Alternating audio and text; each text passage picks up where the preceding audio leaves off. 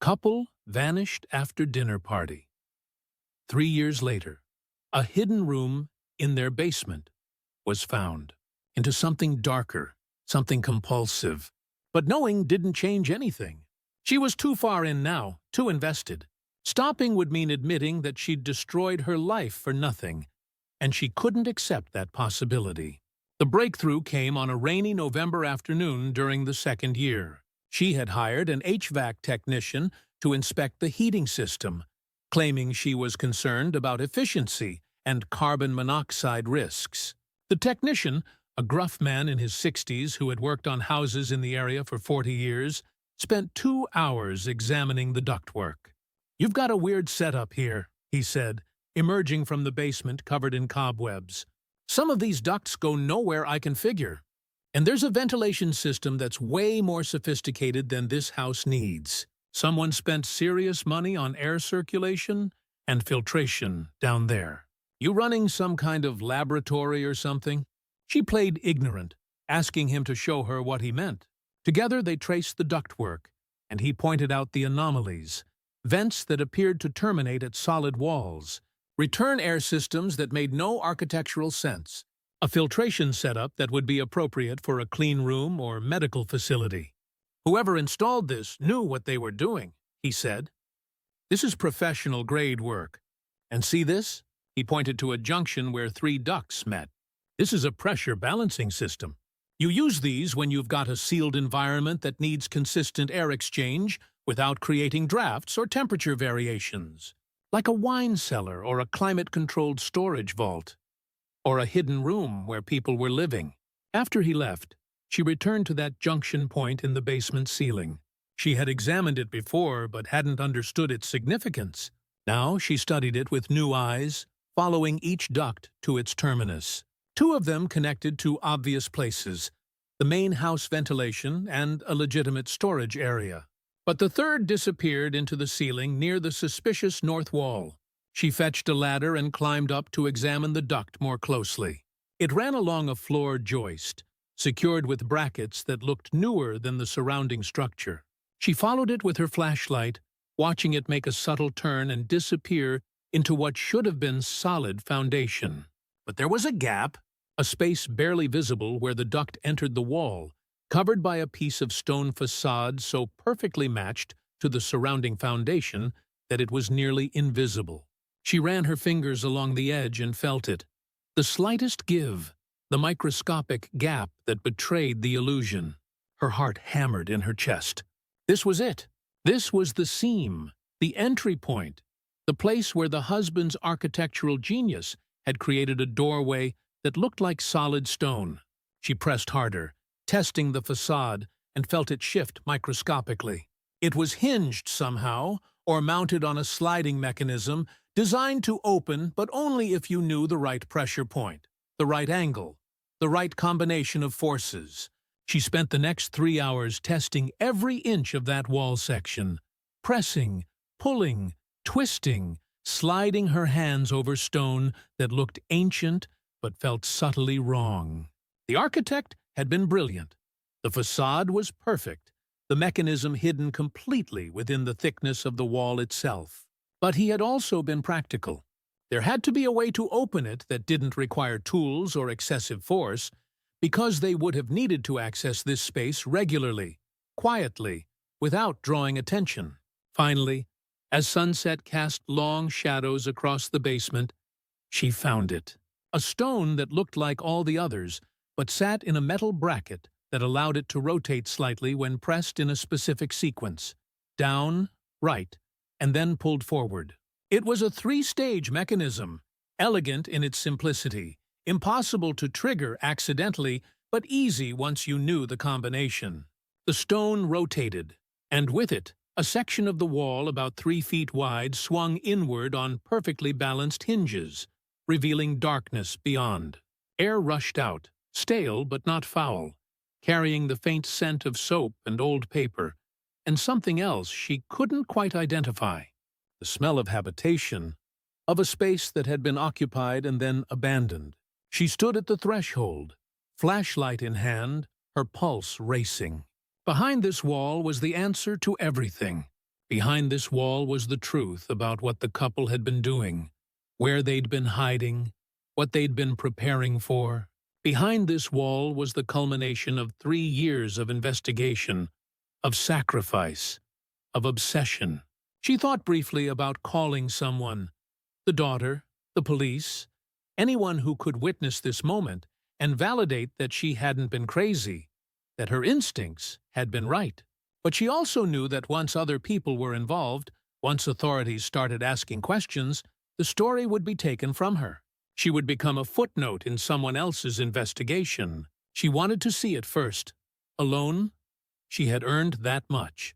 The protagonist stepped through the opening, her flashlight cutting through darkness to reveal what the couple had built, what they had hidden, what they had used to rehearse their disappearance from the world.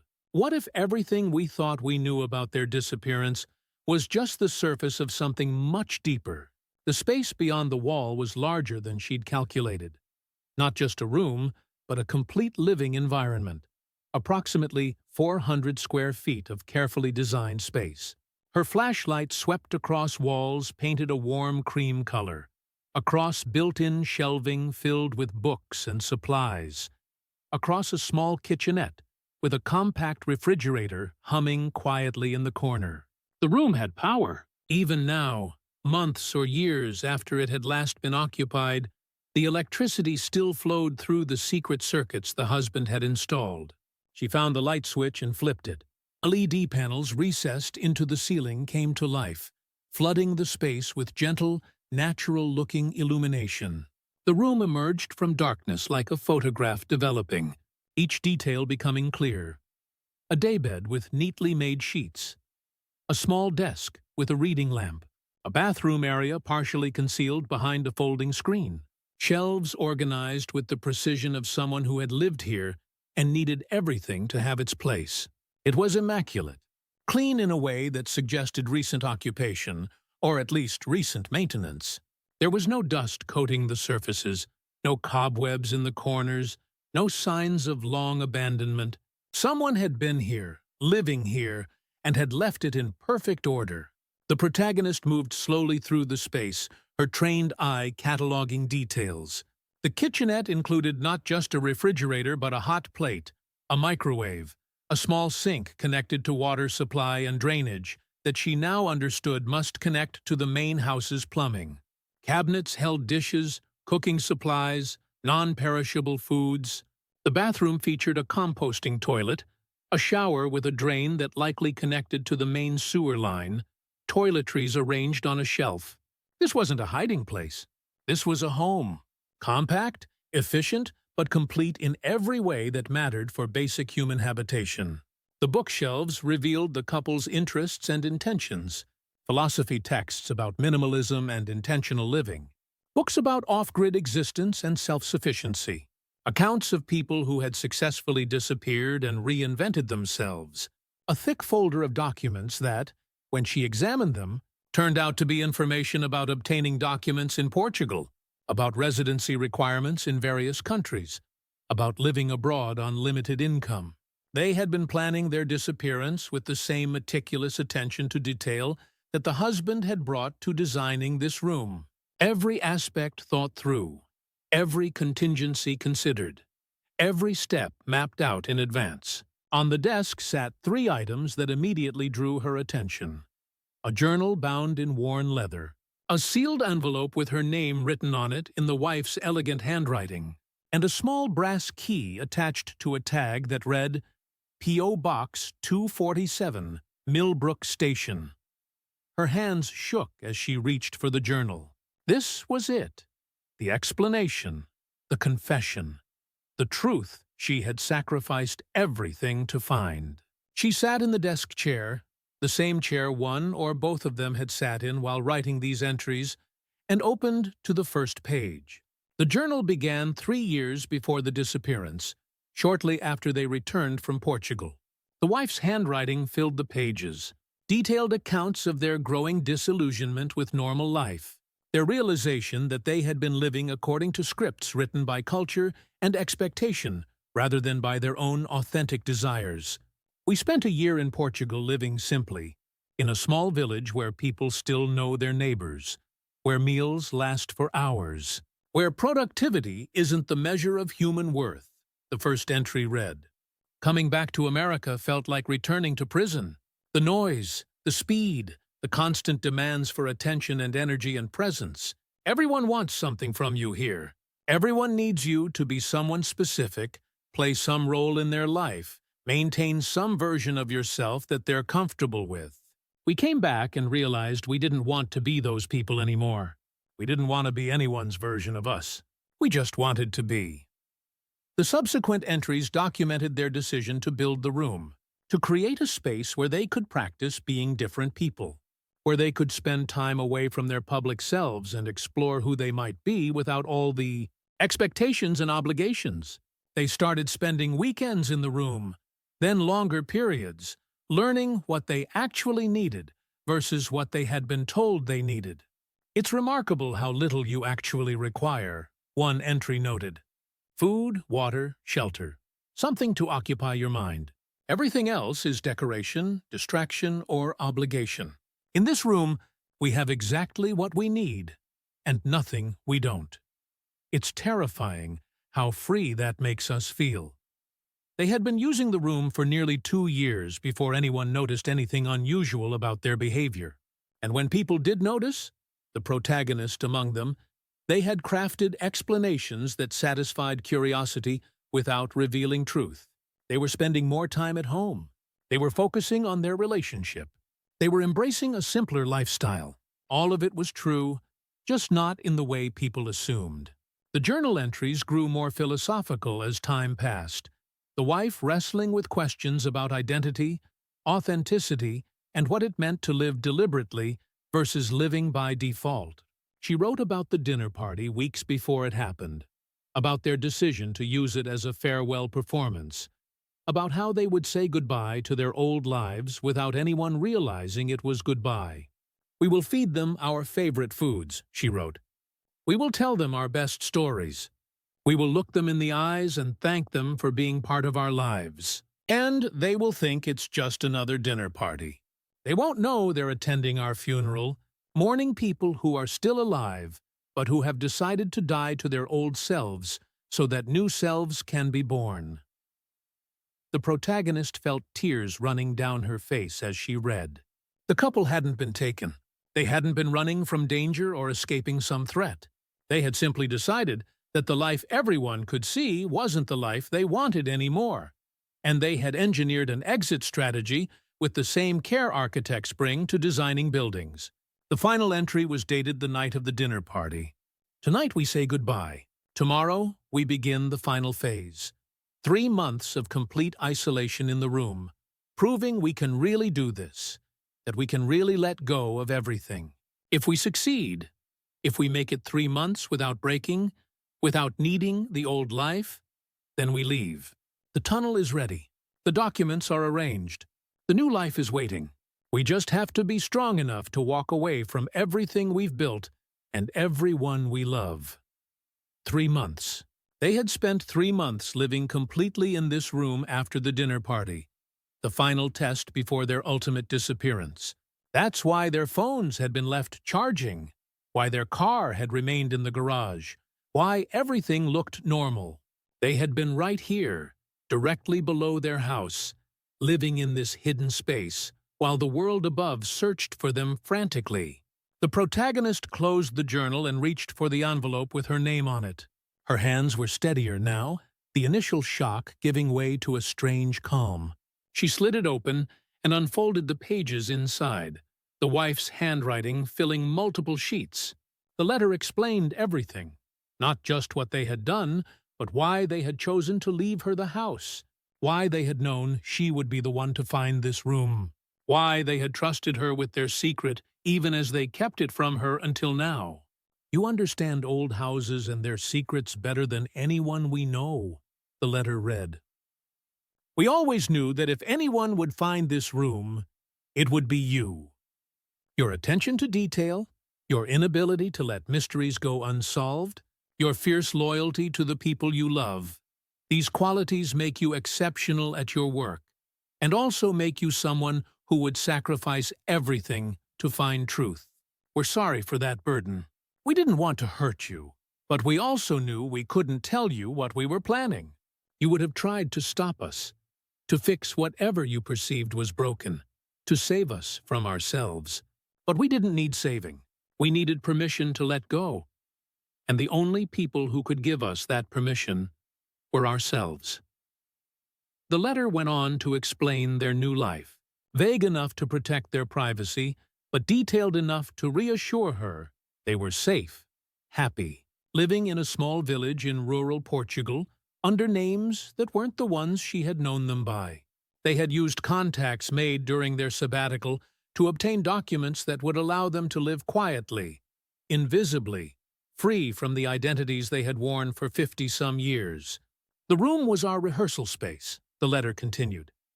The place where we learned who we were without our names, our histories, our obligations. We spent 2 years visiting it, then 3 months living in it completely. And by the end, we knew we were ready. The tunnel system that connects to the old property line, the colonial-era smuggling tunnels that so many coastal houses here have, that was our exit route. We left through underground passages that have been secret for centuries, and we emerged different people. They had left her everything in their will, which would activate in 7 years when they were legally declared dead. The house, their savings, their possessions, all of it would be hers, payment for her loyalty and compensation for the pain their disappearance had caused. They asked only that she keep the room secret, that she seal the wall again and let it remain hidden, a monument to transformation that no one else needed to know about. The protagonist sat in that underground room, surrounded by evidence of the most elaborate disappearance she had ever encountered, and felt something unexpected. Not anger or betrayal, but a strange mixture of grief and admiration.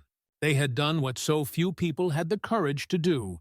They had looked at their lives honestly and decided to become someone else entirely.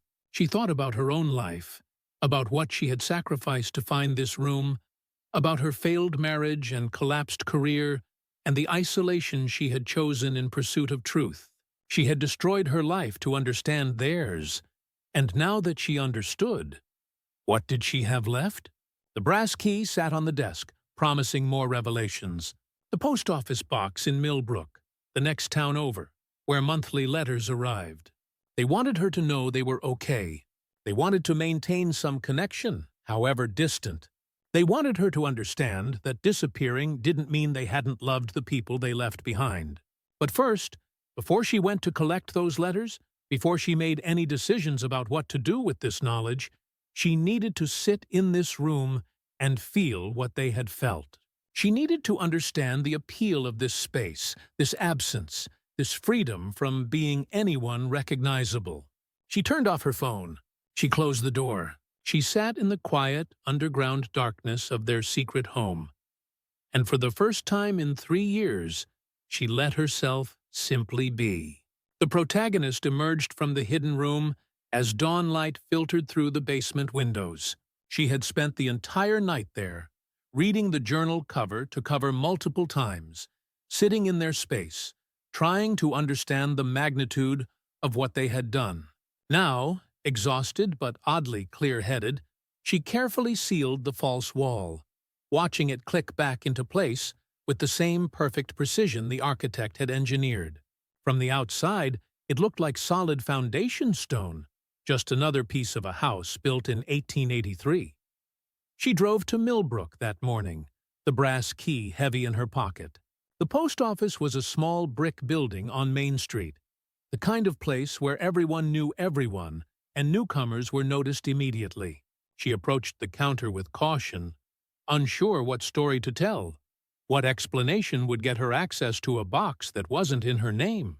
But when she presented the key, the clerk, an elderly woman with reading glasses on a chain, simply nodded and led her to the box without questions. "You're the friend she mentioned," the woman said matter-of-factly. "She said you'd come eventually, that you'd be the one smart enough to figure it out. Said to give you everything that's accumulated." The box contained a stack of letters, 12 in total, each postmarked from Portugal on the 1st of every month for the past year. The couple had been writing to her regularly, updating her on their new life, knowing that eventually she would find the room and discover their secret. They had faith in her persistence, her attention to detail, her inability to let mysteries go unsolved. She took the letters to her car and sat in the parking lot reading them one by one. They painted a picture of transformation. Two people learning to live without the infrastructure of their old identities, discovering who they were when stripped of roles and expectations and familiar contexts. The husband had found work doing small carpentry projects for locals, using skills he'd developed over a lifetime, but applying them without the pressure of reputation or professional identity. The wife had taken up painting, something she'd always wanted to do but had never made time for when her days were filled with obligations. "We are happy," one letter read. Not the manic, desperate happiness of people trying to convince themselves they've made the right choice, but the quiet, steady happiness of people who are finally living according to their own values. "We miss certain things: good coffee, English language bookstores, conversations with people who share our history. We miss you, but we don't miss our old lives. We don't miss being the people we were. That realization still surprises us sometimes, that we can love people and not want to return to the life we shared with them." Another letter addressed the protagonist's investigation. Directly, "We know you're searching. We know you can't help yourself. We're sorry for the pain this causes you, but we also trust that you'll understand eventually. You, more than anyone, know what it means to commit completely to something, to sacrifice everything in pursuit of truth. That's what we did. We committed to truth, to authenticity, to living deliberately instead of by default. The cost was high, but the alternative was higher. The alternative was living the rest of our lives as people we no longer recognized." The most recent letter, dated just 3 weeks earlier, contained news that changed everything. "We know you've found the room. We know because we've had someone checking the house periodically. A friend who immigrated from Portugal years ago, someone who understands the need for privacy and secrecy. He told us the wall has been opened, the room accessed. We're glad. We're glad you found what we built, what we used to transform ourselves. Now you have a choice to make, the same choice we made. Keep our secret and live with the knowledge alone, or share it and give everyone closure at the cost of our freedom. We trust you to choose wisely. We trust you to choose what serves life, rather than what serves comfort." The protagonist sat with that choice for a long time, watching people come and go from the post office, watching normal life unfold around her while she held evidence of something decidedly abnormal. She thought about the couple's daughter, who deserved to know her parents were safe. She thought about Mark, who had warned her that finding answers wouldn't heal what was broken. She thought about the police who had spent months investigating, about the community that had searched beaches and woods, about all the people who cared and worried and wanted resolution. But she also thought about what the couple had written. Some forms of love mean letting go, even when every instinct screams to hold on. They had trusted her with their secret, had known she would be the one to find it, had believed she would understand what they had done deeply enough to protect it. That trust meant something. That trust demanded something in return. She drove back to the couple's house, her house now, in a sense, since she was living there full-time and would eventually inherit it, and sat in the kitchen where they had hosted that final dinner party.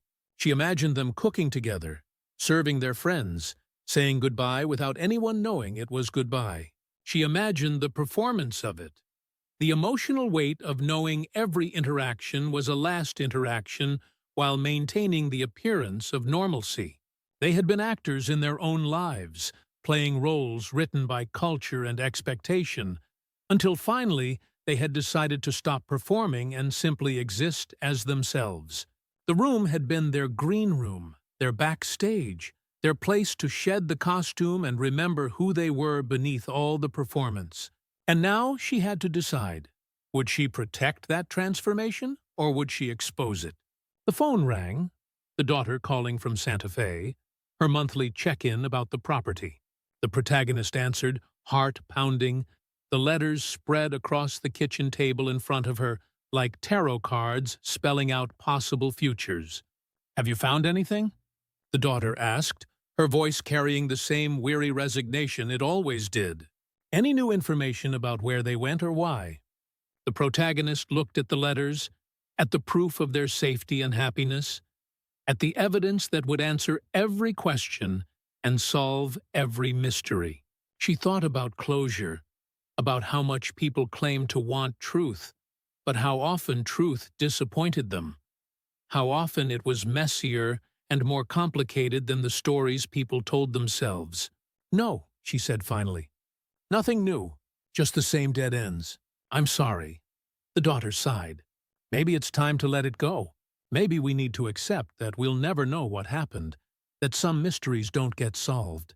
My therapist says that holding on to questions we can't answer keeps us from moving forward." "Maybe your therapist is right," the protagonist said, and she meant it. Some mysteries were meant to remain unsolved, not because the truth didn't exist, but because revealing it would do more harm than good. After they hung up, the protagonist gathered the letters and took them back to the hidden room. She would keep them there, in the space the couple had built.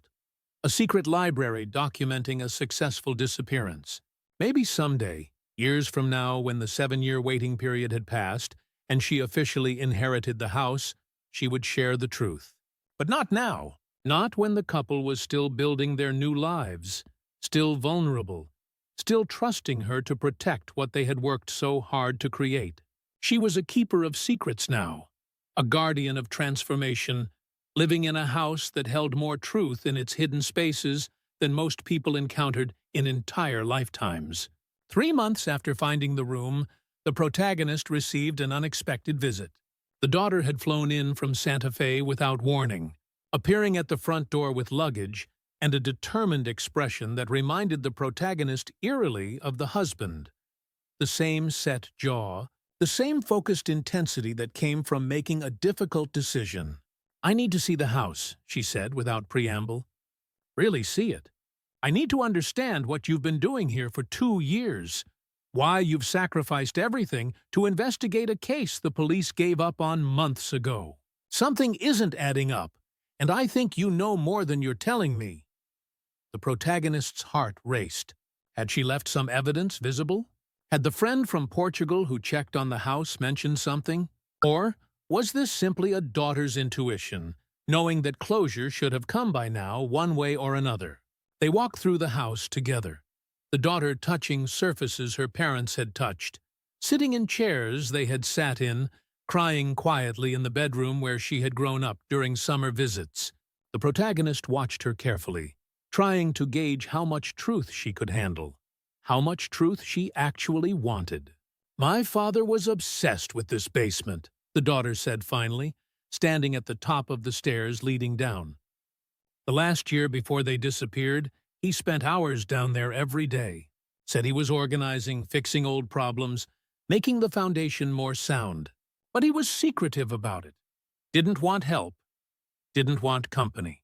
My mother would just smile when I asked about it, like they shared some private joke I wasn't part of." They descended into the basement together. The protagonist felt each step like a weight on her chest, knowing what was hidden behind that north wall, knowing that the daughter was actively searching now, not just passively wondering. "Show me what he was working on," the daughter said. "Show me where he spent all that time." The protagonist showed her the workshop, the storage areas, the utilities, everything visible, everything normal.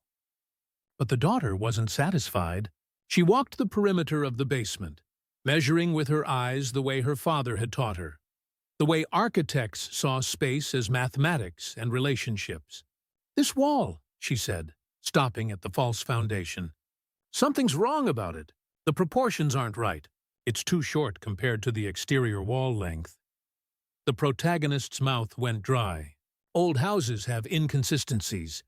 The foundation probably thickens here for structural reasons. My father told me once that the best way to hide something is to make it look like it belongs.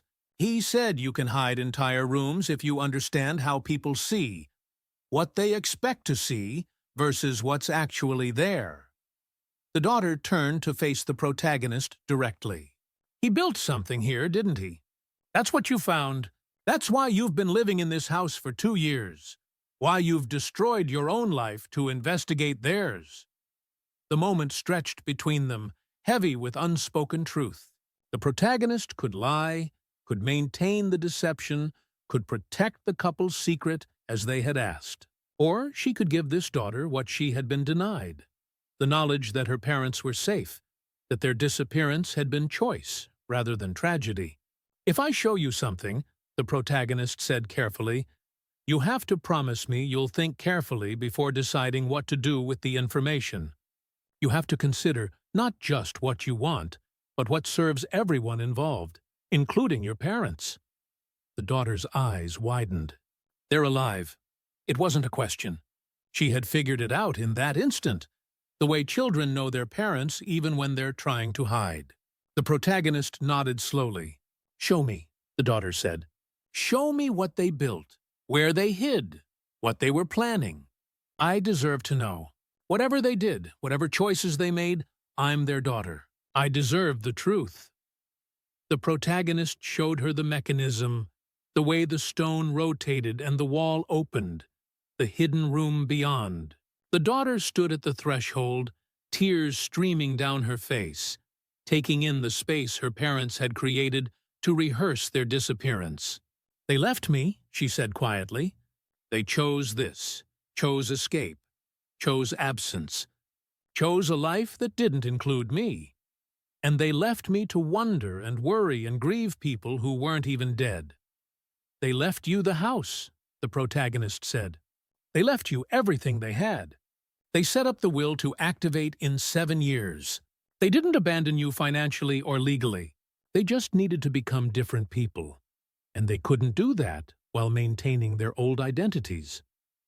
The daughter walked through the room, touching the books they had read, the bed they had slept in, the desk where they had planned their transformation. She picked up the journal the protagonist had left on the desk, read a few pages, then set it down like it burned her hands. My mother wrote that they were dying to their old selves so new selves could be born, she said. But they didn't think about how their death would affect the people who loved the old selves. They didn't think about me sitting in my studio in Santa Fe wondering if I'd done something wrong, if I'd failed them somehow, if there was some sign I missed that could have prevented whatever happened. They thought about it, the protagonist said. The letters show they thought about it constantly.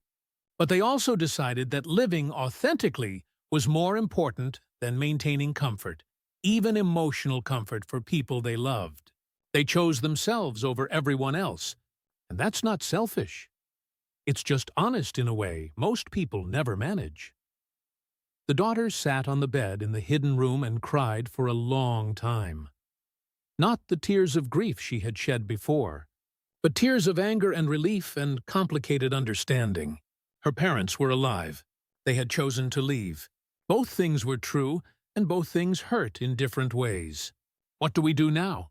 She asked finally. Do we tell people? Do we let them know the truth? The protagonist sat beside her on the bed, where 2 people had spent months learning to live without their old lives. That's your decision to make. I'm just the keeper of secrets. I'm the one who found what they hid. But you're their daughter. You're the one who has to decide whether closure for everyone is worth exposing their new lives, whether giving people answers is more important than protecting your parents' freedom. They sat in silence for a long time, 2 women in an underground room built for transformation, wrestling with the same question the couple had wrestled with. What do we owe the people who love us? And when does that obligation end? Tell me about the letters, the daughter said finally. Tell me what they wrote, how they're living, if they're really happy, or just pretending to be. And so the protagonist did, sharing the contents of the monthly letters, painting a picture of two people who had successfully shed their old identities and built new ones, who were living simply and contentedly in a Portuguese village where no one knew or cared who they used to be. "They miss you," the protagonist said. "They write about you in every letter. They know what they've cost you, and they carry that weight. But they also believe they made the right choice, that authenticity required this sacrifice." The daughter absorbed this information, processing emotions too complex for simple categorization. Finally, she stood up from the bed and looked around the room one last time. "We seal the wall," she said. "We keep their secret. But I want those letters. I want to know they're okay, that they're safe, that they think about me. I want that much of them, even if I can't have them back." The protagonist nodded. It was a compromise, a way of protecting the couple while giving the daughter some connection to them. They would be guardians of this secret together, two women bound by knowledge that could never be shared. They sealed the wall, both of them pressing the mechanism that made solid foundation materialize where a doorway had been. And then they walked upstairs together, into the light, into the world where everyone still believed two people had vanished without explanation. Some truths they had learned were too dangerous to speak aloud. Some mysteries had to remain unsolved for the sake of everyone involved. And some forms of love meant carrying secrets that weighed more than anyone should have to carry alone. But at least now, they carried it together. The months following the daughter's discovery settled into an uneasy routine. She returned to Santa Fe but called weekly, asking about new letters, processing her parents' choice in therapy, slowly coming to terms with a loss that wasn't quite loss, but wasn't quite anything else either. The protagonist continued living in the house, maintaining the property, collecting the monthly letters from the post office box in Millbrook, where the clerk now greeted her by name. But the knowledge was changing her in ways she hadn't anticipated. Knowing what she knew, keeping what she kept secret, it created a distance between her and everyone else in her life. The few friends who still checked on her sensed something had shifted, though they couldn't identify what. She had found her answers, they assumed. She should be moving forward now, rebuilding her life, letting go of the obsession that had consumed her. Instead, she was becoming like the couple, someone existing in the space between presence and absence, maintaining a visible life, while her real existence unfolded in spaces no one else could see. Mark called one evening in early spring, almost 2 years after he had moved out, after their divorce had been finalized through lawyers and paperwork signed in offices neither of them had to visit together. His voice on the phone sounded tentative, uncertain, nothing like the confident man she had married. "I heard you're still living in their house," he said. "That you're still investigating. I thought maybe you'd found closure by now, that you'd be ready to move on." "I found what I was looking for," she said carefully. "I understand what happened to them." There was a long pause. "And? Can you tell me?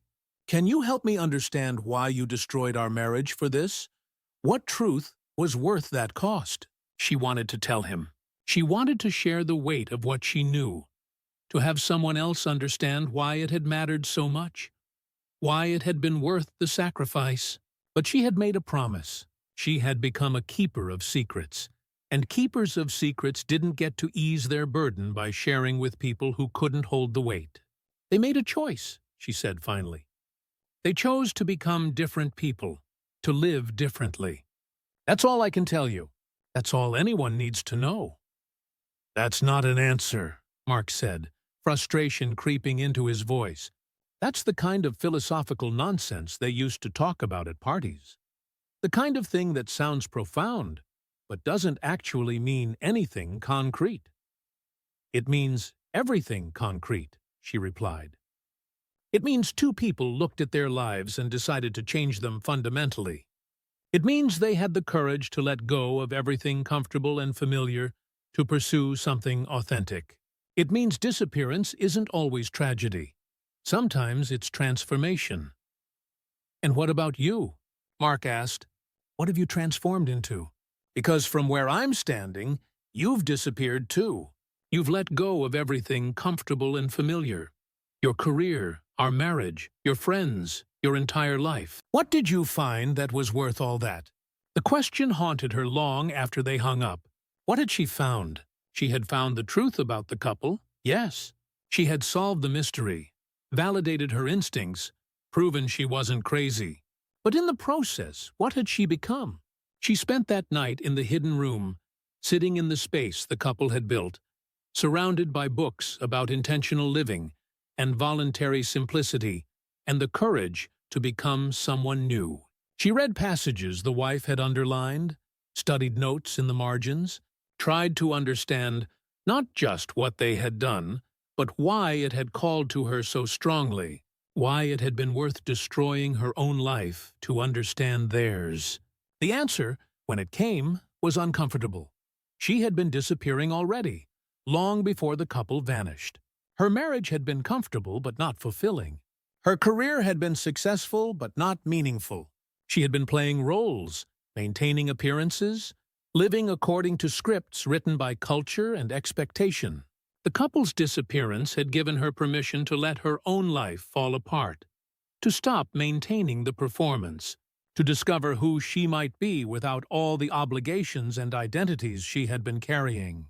She had been using their mystery to solve her own. The realization was both liberating and terrifying.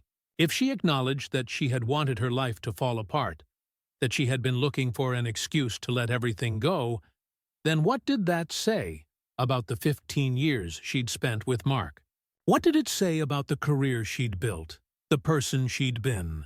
She thought about what the husband had said to the younger couple at the dinner party, the advice Sarah had remembered. Sometimes the most loving thing you can do is give someone permission to be who they really are, even if it means they become someone different than who you thought they were. Mark had given her that permission by leaving. He had released her from the obligation to maintain their marriage, to be the person he had fallen in love with. She had been angry at him for that ultimatum, had resented being forced to choose between her investigation and her marriage. But maybe he had done the most loving thing possible.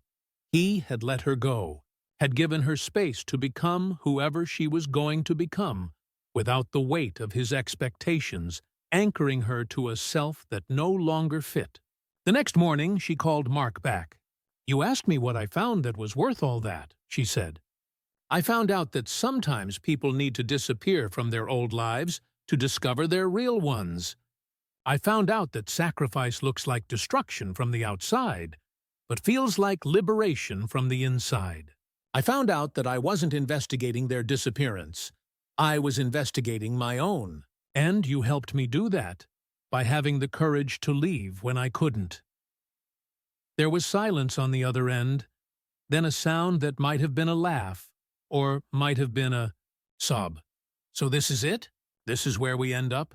Two people who loved each other, realizing they loved different versions of each other than who we actually were." "Maybe," she said. "Or maybe this is where we begin. As people who understand that letting go can be an act of love. That sometimes the best thing you can do for someone is get out of their way and let them transform." They talked for another hour, the longest conversation they'd had since he'd moved out. It wasn't reconciliation. They both knew they wouldn't be getting back together, that their marriage was truly over. But it was something else, something neither of them had words for. It was two people acknowledging that love could exist even when the relationship couldn't. That caring about someone sometimes meant accepting they needed to become someone you wouldn't recognize. When she hung up, she felt lighter than she had in years. The guilt that had been gnawing at her, the sense that she had destroyed something good, that she had made the wrong choice, loosened its grip. She had made the only choice that was authentic to who she was becoming. The cost had been high, but the alternative would have been higher. Spending the rest of her life pretending to be someone she wasn't, maintaining a performance that grew more exhausting every year. That afternoon, she received a letter that wasn't part of the usual monthly correspondence from Portugal. It was addressed to her at the couple's house, postmarked from Lisbon, written in the wife's handwriting. "We heard from our friend that our daughter found the room," the letter read. We heard that you showed her, that you trusted her with our secret, that she has chosen to protect it. We're grateful and sorry in equal measure. Grateful that she knows we're safe. Sorry that she has to carry the weight of that knowledge. We know what secrets cost. We've been carrying them for 3 years now, and some days the weight is almost unbearable. But the freedom is worth it. The authenticity is worth it. Being who we really are, without performance or pretense, is worth every sacrifice we made and every pain we caused. The letter went on to address her directly. We know you've paid a price for finding us, for understanding us, for protecting us. We know you've lost your marriage, your career, your former life. We're sorry for that too, though we suspect you're not entirely sorry yourself. We suspect you needed permission to let your own life fall apart, to stop maintaining structures that no longer served you. If that's true, then you're welcome. If we could give you anything, it would be the gift they gave us, the realization that you're allowed to become someone new, even if it means leaving everything familiar behind. The letter concluded with an invitation. If you ever want to disappear completely, if you ever decide the life you've been performing isn't worth maintaining anymore, we can help. We have contacts, resources, knowledge about how to shed an identity and build a new one. The door isn't closed just because we walked through it. There's room in this world for more people brave enough to become who they really are. The protagonist read the letter 3 times, then carefully placed it with the others in the hidden room. She wasn't ready to take them up on their offer. Not yet, maybe not ever. But knowing it existed, knowing that complete transformation was possible if she ever chose it, changed something fundamental in how she thought about her future. She wasn't trapped. She wasn't stuck. She was choosing, every day, to remain visible, to maintain some connection to her old life, to be the person people recognized when they saw her. But it was a choice now, not a default, and choices felt different than obligations. The protagonist began slowly rebuilding, but differently than before. She took on selective restoration projects, only ones that genuinely interested her, only clients who treated her as a craftsperson rather than a service provider. She made enough to live on, but not enough to accumulate, keeping her life simple, portable, ready to be shed if necessary. She maintained the couple's house, but didn't think of it as permanent, didn't invest herself in it the way people invest in homes they plan to keep forever. She was practicing for something, she realized, the same way the couple had practiced in their hidden room, testing whether they could really live with less, whether they could really let go of everything. She was learning how to hold things lightly, how to build a life that could be walked away from if the need arose. She dated occasionally, but never seriously, never letting anyone close enough to become an obligation or an anchor. She had friends but kept them at a distance, maintaining connections that were real but not binding.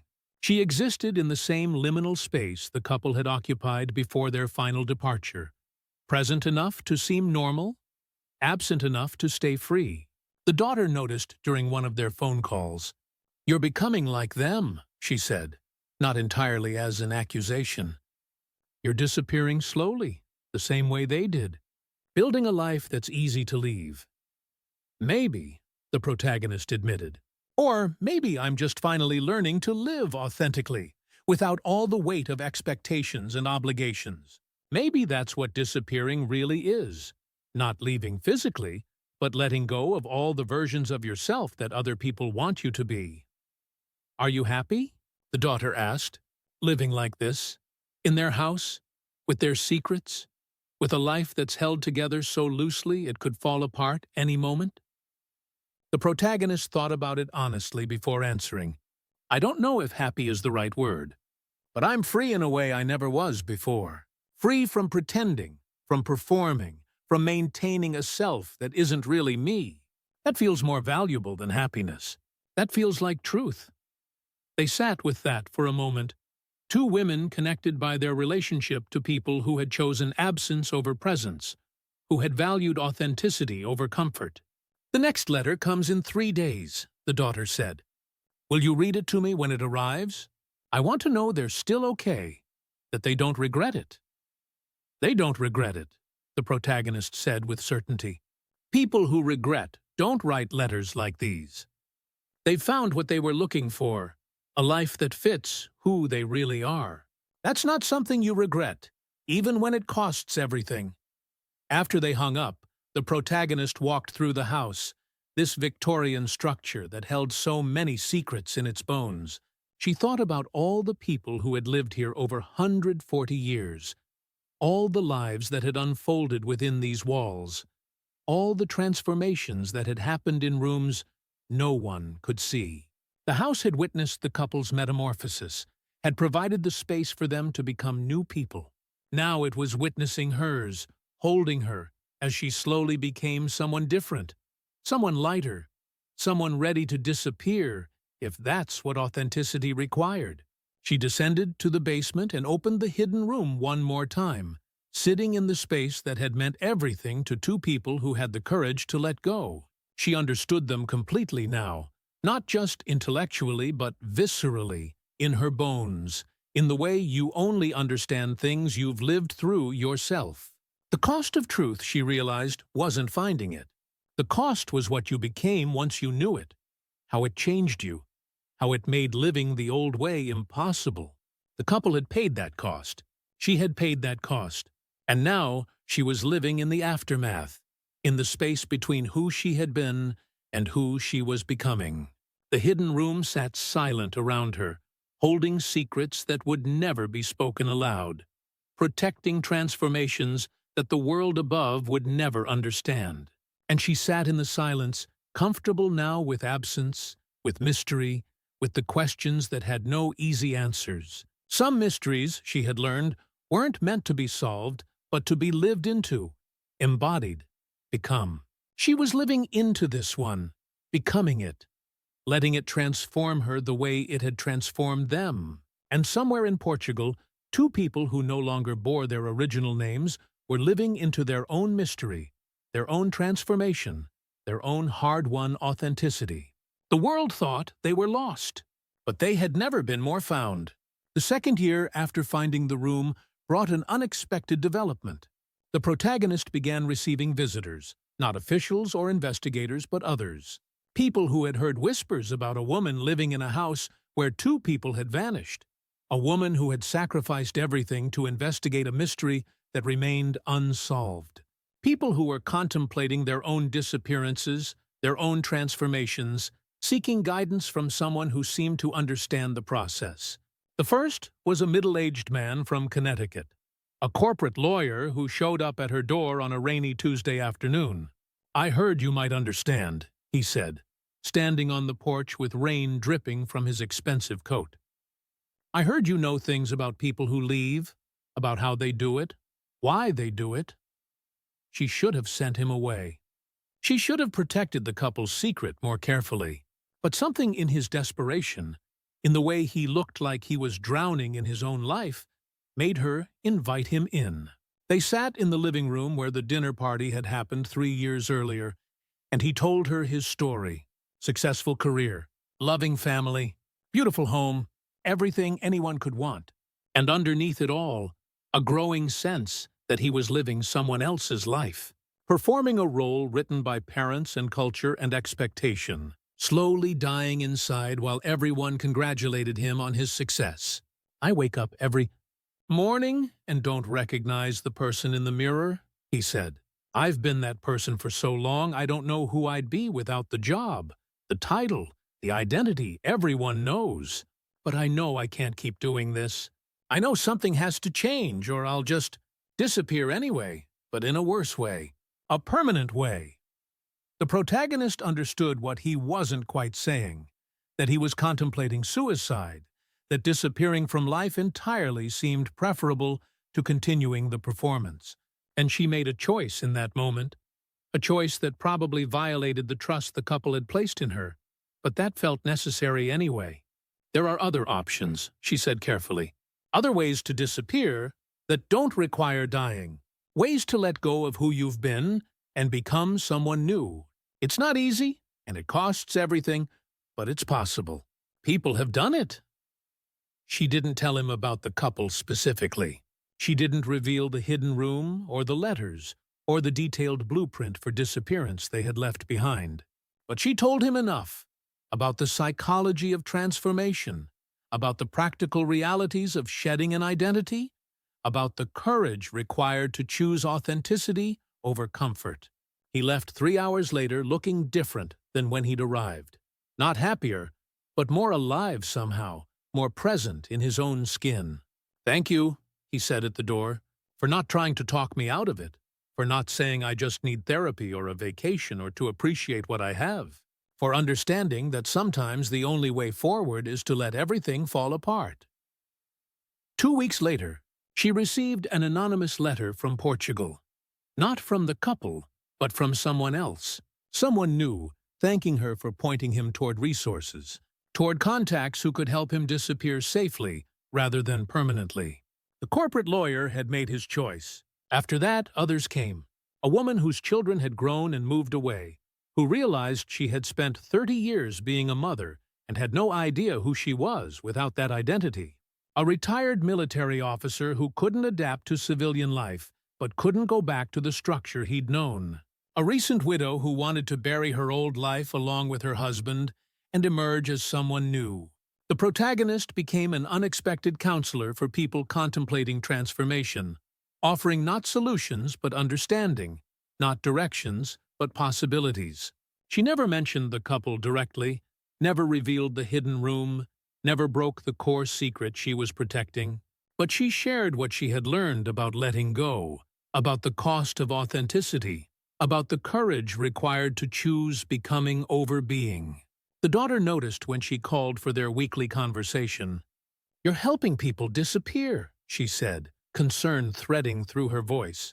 "You're becoming some kind of underground facilitator for people who want to leave their lives. That's dangerous. That's illegal. That could destroy what's left of your life if anyone official finds out." "I'm not helping them disappear," the protagonist corrected. "I'm helping them consider whether disappearance is really what they need or whether they're running from problems that will follow them wherever they go. Most of them I talk out of it, actually. Most of them realize they're looking for escape when what they really need is change. But for the few who genuinely need to transform, who can't become who they really are while maintaining who they've been, yes, I give them information. I give them hope that another way is possible." "Like my parents gave you," the daughter said quietly. "Like your parents gave me," the protagonist agreed. "They showed me that transformation was possible, that you could let go of everything and survive it, even thrive in it. Now I'm showing others. Not because I want them to leave, but because I want them to know they have choices, that they're not trapped." The daughter was quiet for a long moment. Then, "Are you planning to disappear? Is that what this is? Preparation, practice, building the networks you'll need when you finally decide to go?" The question hung in the air like smoke. Was she? The protagonist had been asking herself the same thing for months.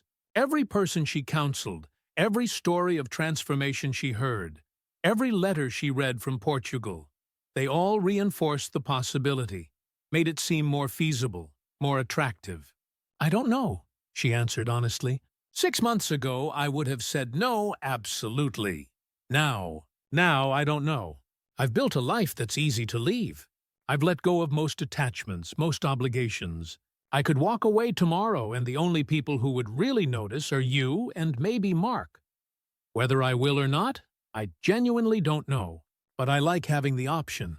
I like knowing it's possible." "Promise me something," the daughter said. "If you do decide to go, if you decide to follow them into that new life, write to me. Use the same post office box. Let me know you're okay. Don't make me wonder the way I wondered about them." "I promise," the protagonist said. And she meant it.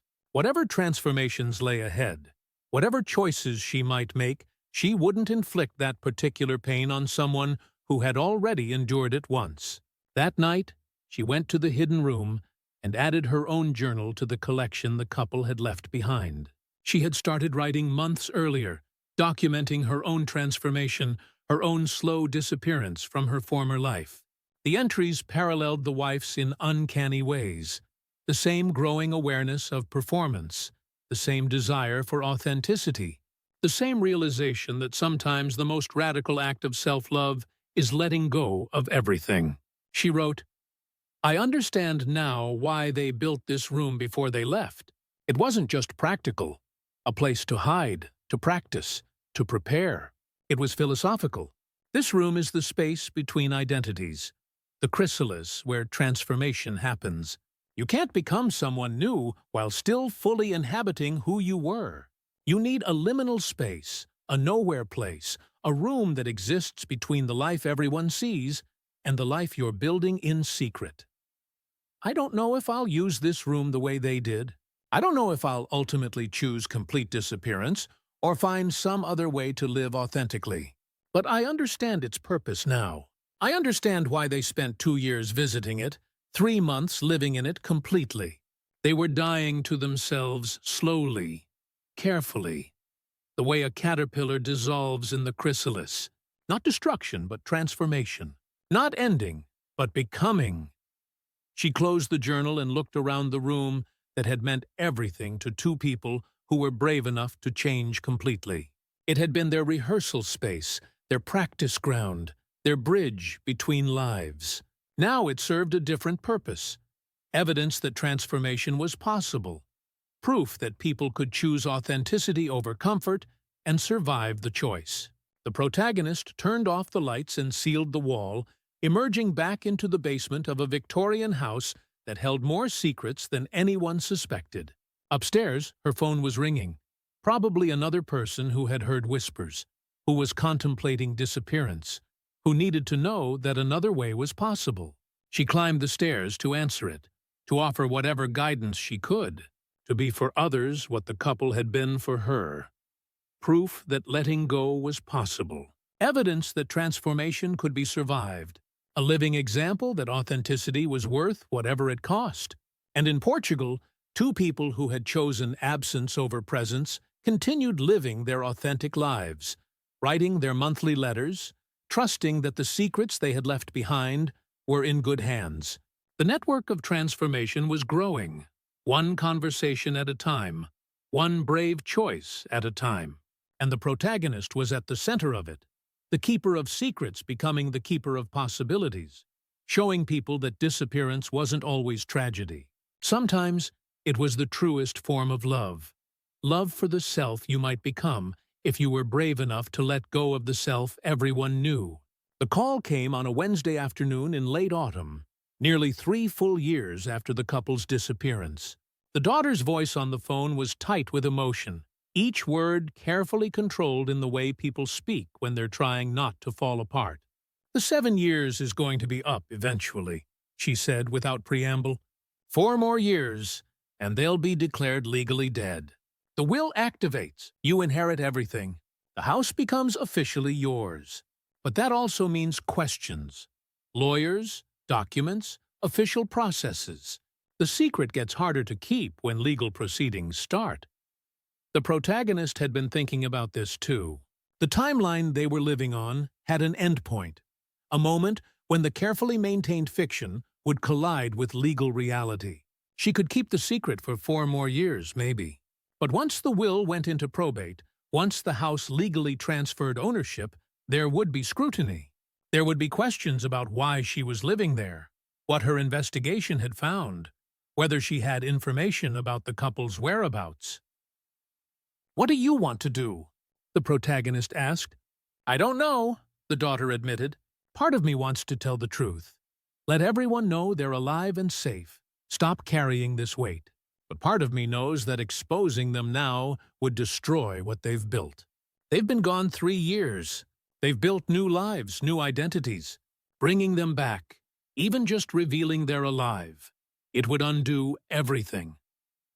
They sat with that reality for a long moment. Then the daughter continued. "My therapist asked me something last week that I can't stop thinking about. She asked what I would do if they contacted me directly, if they reached out, said I could visit them in their new life, meet the new people they've become. Would I go? Would I want that? Would you? The protagonist asked. I don't know, the daughter said again, and the protagonist could hear tears in her voice now. They're my parents. I love them. But they're also strangers who made a choice that didn't include me. If I met them now, would I be meeting my parents or meeting two people who used to be my parents? Is there a difference? The question cut to the heart of what transformation really meant. The couple hadn't just moved to a new place. They had become new people. They had shed the identities that included being parents, being friends, being the people everyone had known.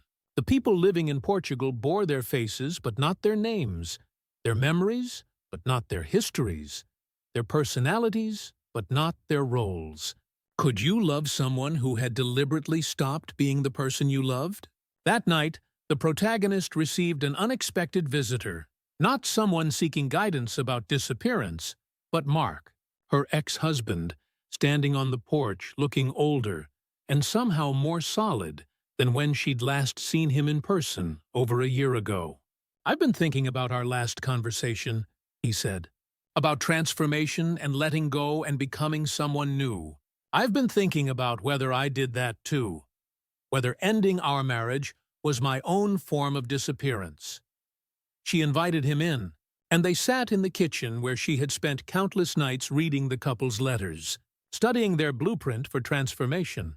Mark looked around the house he'd visited dozens of times when the couple lived there, noting how she had made it hers, how it had become the home she had never quite managed to create in the house they'd shared. You're different, he observed. Lighter somehow, less anxious.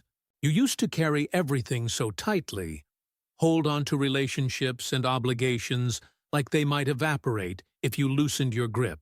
But now you're looser, more free. I learned to let go, she said simply. I learned that holding tight doesn't keep people from leaving. It just makes it hurt more when they do. Mark nodded slowly. I got remarried, he said, and watched her face carefully for reaction. 6 months ago, someone I met through work. She's different from you. More grounded, less intense, happy with ordinary life.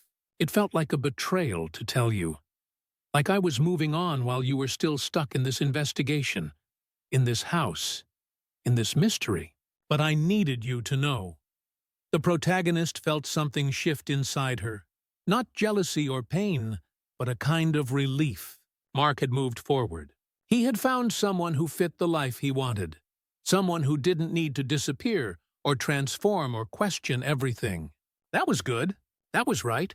I'm happy for you, she said, and meant it. You deserve someone who wants the life you want, who doesn't need to burn everything down to figure out who she is. Do you know yet? Mark asked.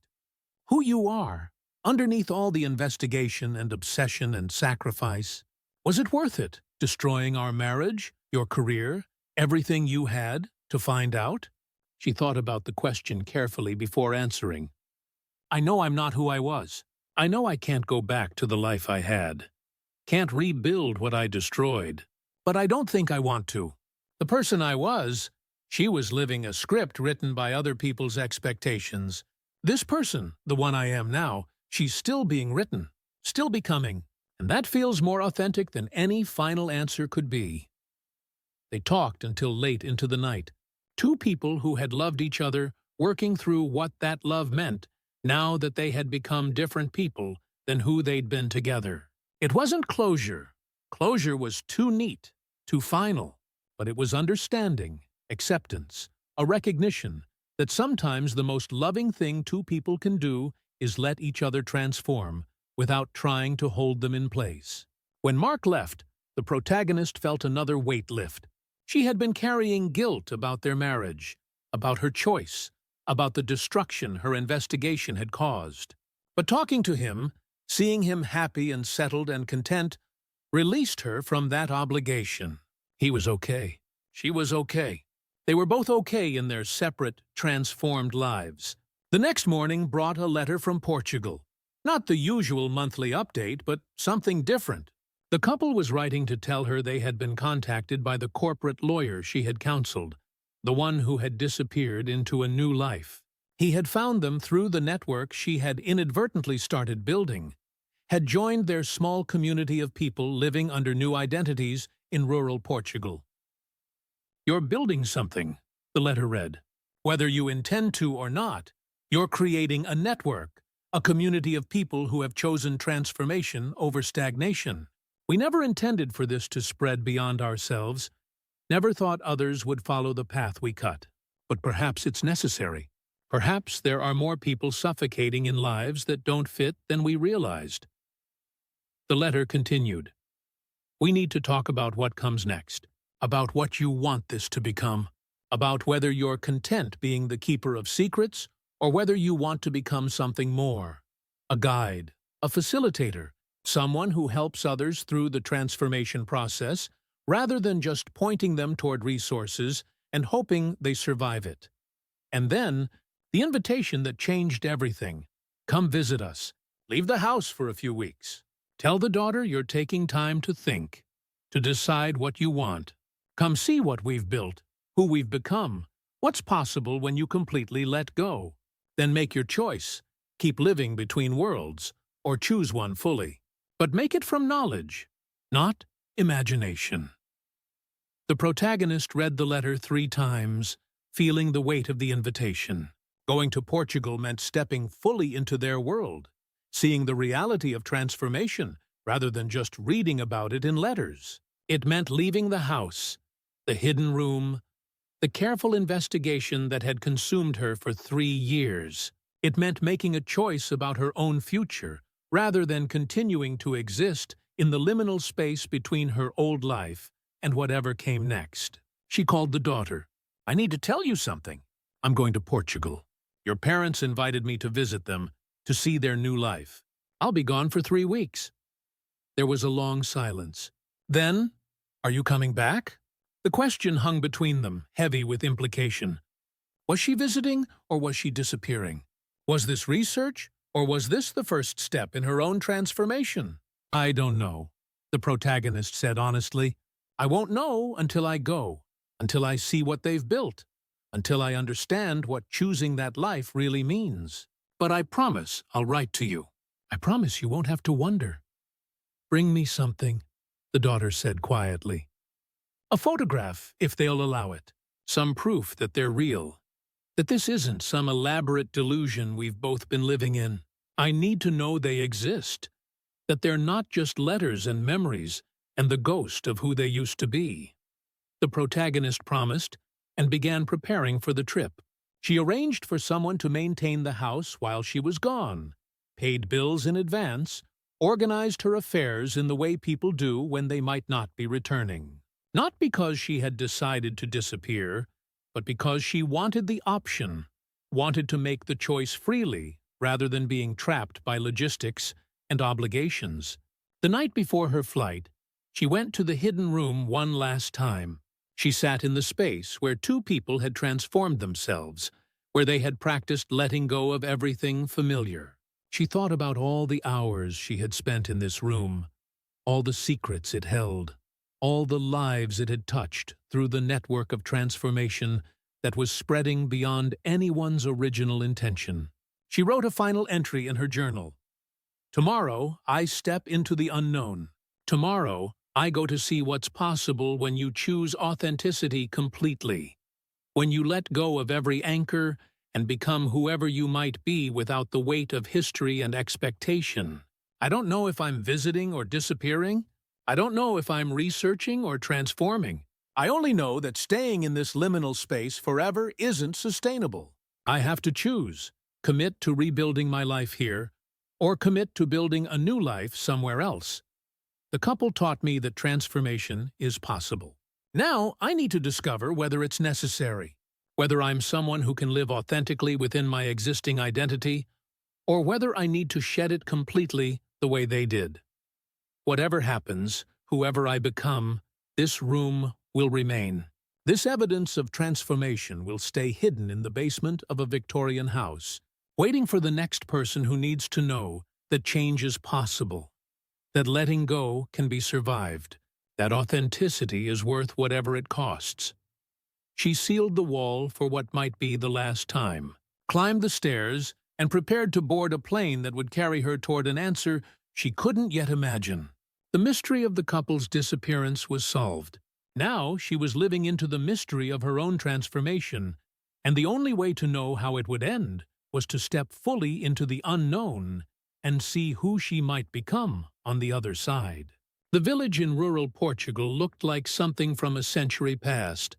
Narrow cobblestone streets winding between whitewashed houses, terracotta roofs baking in the afternoon sun. Elderly women in black carrying baskets from market. The smell of grilled sardines and wood smoke mixing with wild lavender from the hillsides. The protagonist stood in the small square, her suitcase beside her, feeling completely out of time, completely out of place, completely alive in a way she hadn't felt in years. They were waiting for her at a small cafe table under a faded umbrella. She recognized them immediately, despite the changes. The husband's hair, fully gray now, the wife's face tanned and lined in ways that spoke of outdoor work and genuine laughter. They wore simple clothes, held calloused hands, looked at each other with the easy comfort of people who had nothing left to prove. But they also looked like strangers. The careful, meticulous architect and his vibrant, philosophical wife had become someone else, a carpenter and a painter.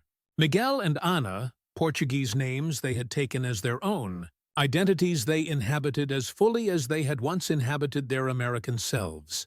The wife, Ana, stood first, embracing the protagonist with strength that surprised her. "You came. We weren't sure you would. We weren't sure you were ready to see this, to know what complete transformation really looks like." They spent the afternoon walking through the village, Ana and Miguel introducing her to neighbors who knew them only as the quiet couple from the restored farmhouse on the hillside, who had moved here 4 years ago from Lisbon seeking simpler lives. No one questioned their story. No one wondered about their past. In a region where many young people left for cities and few outsiders moved in, a couple choosing rural simplicity was unusual but not suspicious. The farmhouse took her breath away. Stone walls restored with obvious care, a garden producing vegetables and herbs, a studio space where Ana painted landscapes that would never be shown in galleries, where Miguel built furniture that would be used by locals, not sold to collectors. Everything was simple, functional, beautiful in an understated way that spoke of lives lived deliberately rather than by accident. "This is what we built," Miguel said, showing her the property. "Not just the physical space, but the life itself. We wake when the sun rises. We work with our hands. We eat meals that last hours. We know our neighbors, but aren't obligated to them. We exist in the present, rather than performing for the future or dwelling in the past." That evening, they sat on the terrace as sunset painted the hillsides gold and purple. The protagonist asked the question that had been burning in her since she arrived. "Do you ever regret it? Do you ever miss your old lives? Your daughter? The people you were?" Ana was quiet for a long moment. "We miss people. We miss our daughter terribly. That doesn't go away. But we don't miss being who we were. That might sound cruel, but it's true. The people we were, they were suffocating, dying slowly under the weight of expectations and obligations. These people, Ana and Miguel, they're alive in ways those Americans never were. We chose our daughter's well-being over our own comfort," Miguel added. "We set up the will to provide for her financially. We write letters so she knows we're safe. But we couldn't be her parents and also be ourselves. Those two things had become mutually exclusive. So we chose ourselves, and we live with the guilt of that choice. But we don't regret the choice itself." Over the following days, the protagonist met others, 7 people total, all living in the region, all having disappeared from their former lives. The corporate lawyer working as an English teacher in a nearby town, a former nurse from Seattle now running a small organic farm, a retired police officer who had walked away from his pension to work in a village bakery. Each had their own story of suffocation and transformation, of reaching a breaking point where continued performance felt more dangerous than disappearance. "We're not a cult," Anna said when the protagonist expressed surprise at finding a whole community. We're not organized or structured. We're just people who needed to become someone else, who found each other through circumstance and choice. We help when we can, share information about how to navigate the system, support each other through the hard parts. But we're not building a movement or recruiting followers. We're just surviving our transformations. But it was a movement, whether they acknowledged it or not. The protagonist could see it clearly. A network of people choosing authenticity over comfort, transformation over stagnation, absence over presence. And she was at a crossroads, being offered full membership, full transformation, if she wanted it. On her final evening before her flight home, the protagonist sat with Anna and Miguel in their simple living room. The three of them had talked for hours over the past weeks about transformation, about cost, about whether leaving everything behind was liberation or cowardice. You have to decide, Anna said gently. We can help you disappear if that's what you choose. We can guide you through the process, introduce you to contacts who can help with documents, set you up with resources. But you have to be certain. Once you cross this line completely, there's no going back. Your old identity doesn't become dormant. It dies, and you have to be willing to let it die. The protagonist thought about everything she would be giving up. The daughter who had become a friend, an ally, a co-keeper of secrets, the house that held the hidden room, physical evidence of transformation that might help others someday. The network of people she had been counseling, pointing toward resources, offering hope. Mark, finally settled and happy, who deserved to know she was okay, even if she chose to disappear. She thought about what she would be gaining: freedom from her old identity, from the weight of her parents' death, and her fear of abandonment that had shaped every relationship she'd ever had. The possibility of becoming someone new, someone without history or obligation. A life lived deliberately, authentically, in alignment with values she was still discovering. And she realized something crucial. She wasn't ready.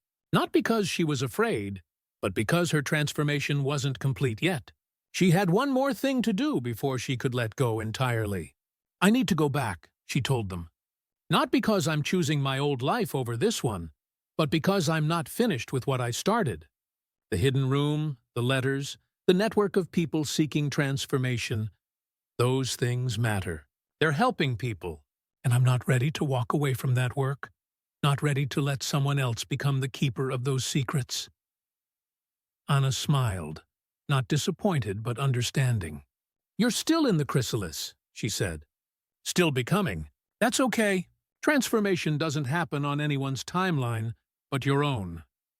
But you'll come back, Miguel said. It wasn't quite a question. When you're ready, when you've finished what you need to finish, you'll come back and join us here. The protagonist nodded. Maybe. Or maybe I'll find another way. A way to live authentically without disappearing completely. Maybe the binary isn't stay or go. Maybe there's a third option I haven't discovered yet. Before she left, Anna gave her a small painting.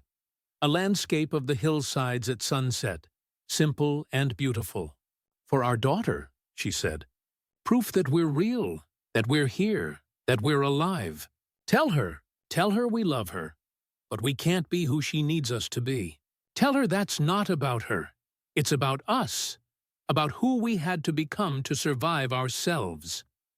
Miguel handed her a carved wooden box, small and intricate. And this is for you. Keep it in the hidden room. When someone finds it someday, someone who needs what we needed, they'll understand. They'll know transformation is possible. The protagonist held both gifts carefully, understanding the weight of what she was being entrusted with. These weren't just objects. They were messages, proof of existence, evidence that complete transformation could be survived and even lead to contentment. On the flight home, she turned the wooden box over in her hands, examining Miguel's craftsmanship. Inside, she found a folded letter and a small key, identical to the one that opened the post office box in Millbrook. We're establishing a second box, the letter explained. one you can use to connect people who are ready to transform with people who have already done it. A bridge between worlds. Use it wisely. Use it only for those who truly need it, who have exhausted every other option. Transformation isn't escape, it's rebirth. And rebirth is violent, painful, irreversible. Only help those strong enough to survive it. She returned to the Victorian house on a grey November afternoon, the same season when she had first discovered the hidden room nearly a year ago. The house felt different now, not haunted by absence, but purposeful, alive with meaning. It wasn't just the scene of a disappearance anymore. It was a way station, a bridge between identities, a physical space holding the truth that transformation was possible. The daughter was waiting for her, having driven up from Boston the moment she heard the protagonist had returned. They sat together at the kitchen table, and the protagonist carefully unwrapped the painting, watching the daughter's face as she recognized her mother's brushstrokes, her father's influence in the composition. "They're really there," the daughter whispered, touching the painting like it might dissolve. "They're really alive and painting and making furniture and living as different people." "They're really there," the protagonist confirmed. "And they're happy. Not the complicated, guilty happiness of people trying to convince themselves they made the right choice, but genuine contentment. They've found what they were looking for, a way to be themselves without performance or pretense." The daughter cried, for a long time, holding the painting against her chest. When she finally spoke, her voice was steady. "I need to let them go. Really let them go, not just intellectually but emotionally. They're not coming back. They're not my parents anymore, not in any way that matters, and I need to stop waiting for them to be." "They love you," the protagonist said. Anna made sure I understood that. "They love you, but they couldn't be your parents and also be themselves. Both things were true, and they chose themselves. That doesn't diminish the love." "No," the daughter agreed, "but it doesn't make it hurt less either. Love that requires someone to stop being themselves isn't really love. It's obligation. They release themselves from that obligation. Now I need to release them too." They sat together in silence. Two women who had spent 3 years consumed by a mystery, who had sacrificed relationships and peace of mind to understand what happened, finally reaching something that resembled acceptance, if not quite closure. "What happens now?" the daughter asked. "Do we tell people? Do we close the case officially? Or do we keep carrying this secret forever?" The protagonist had been thinking about this throughout her flight home. "We keep the secret," she said. "We protect their transformation. But we also use what we've learned. The hidden room, the letters, the network that's building. Those things can help others. People who are suffocating in lives that don't fit, who need to know that change is possible. We can be guides without exposing Anna and Miguel specifically." "So we become facilitators of disappearance?"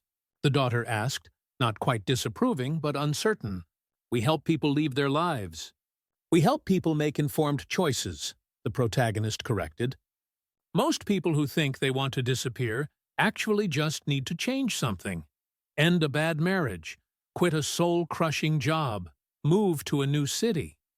Complete disappearance is extreme, traumatic, and should be a last resort. But for the few who genuinely need it, who have exhausted every other option, yes, we can point them toward resources, toward people who have done it successfully. We can offer hope that another way exists." The daughter considered this carefully. Finally, she nodded. "I want to help. I want something good to come from what they did, from what we've been through. If we can use their story to help others without exposing them specifically, that feels right. That feels like it honors both their choice and the pain it caused." Over the following months, they developed a system. The protagonist continued living in the house, meeting with people who sought her out, offering counsel about transformation. She never mentioned the couple by name, never revealed the hidden room to outsiders, never compromised the specific secret she was protecting. But she shared the principles, the psychology, the understanding that disappearance was sometimes necessary for survival. The daughter established a foundation using her inheritance from other relatives, a nonprofit that helped people in crisis, people contemplating drastic changes, people who needed support through major life transformations. It wasn't explicitly about disappearance, but those who needed that specific help could find it through careful inquiry, through asking the right questions, through demonstrating that they understood the gravity of what they were considering. The post office box in Millbrook became a bridge, just as Anna and Miguel had intended. Letters arrived from Portugal monthly, updating the protagonist on the community there, offering guidance for people she was counseling, providing resources and contacts for those ready to take the final step. And occasionally, letters arrived from people who had successfully transformed, who had disappeared from their old lives and emerged into new ones, thanking her for showing them it was possible. Mark heard about her new work through mutual friends and called one evening. "You're helping people disappear," he said, and she couldn't tell if it was accusation or curiosity. "I'm helping people become who they really are," she corrected. "Sometimes that requires disappearing. Usually it just requires courage to change what isn't working." "And you?" he asked. "Are you who you really are now, or are you still becoming?" She thought about Portugal, about the invitation that remained open, about the life she could have if she chose it. She thought about the hidden room in the basement, about the network she was building, about the daughter who had become her partner in this strange work. "Still becoming," she said honestly. "But that's okay. Maybe becoming is the point. Maybe we're never finished transforming, never done shedding old selves and discovering new ones. Maybe authenticity isn't a destination. It's a practice." 3 years after finding the hidden room, the protagonist had become something she never intended.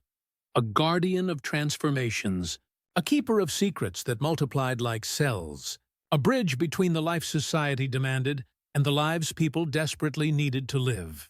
The Victorian house stood as monument to that work, its hidden room holding evidence that change was possible, its walls absorbing stories of people brave enough to let everything fall apart so something truer could be built from the pieces. She never forgot what Anna had said. "You're still in the chrysalis."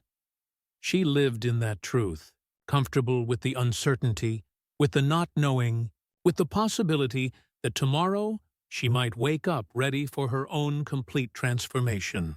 But she also knew that today, this work mattered. Today, being the person who showed others that disappearance was survivable, that mattered more than her own escape.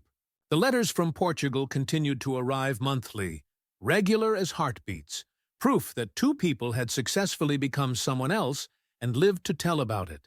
And slowly, carefully, more letters joined them. From Connecticut, from Seattle, from Denver and Atlanta and Toronto. People who had crossed the threshold, who had let their old identities die, who were learning to live as someone new. The network was growing. The knowledge was spreading.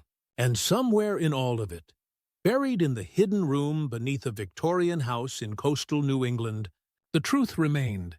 Transformation required sacrifice, authenticity demanded courage, and freedom came at a cost that most people would never be willing to pay.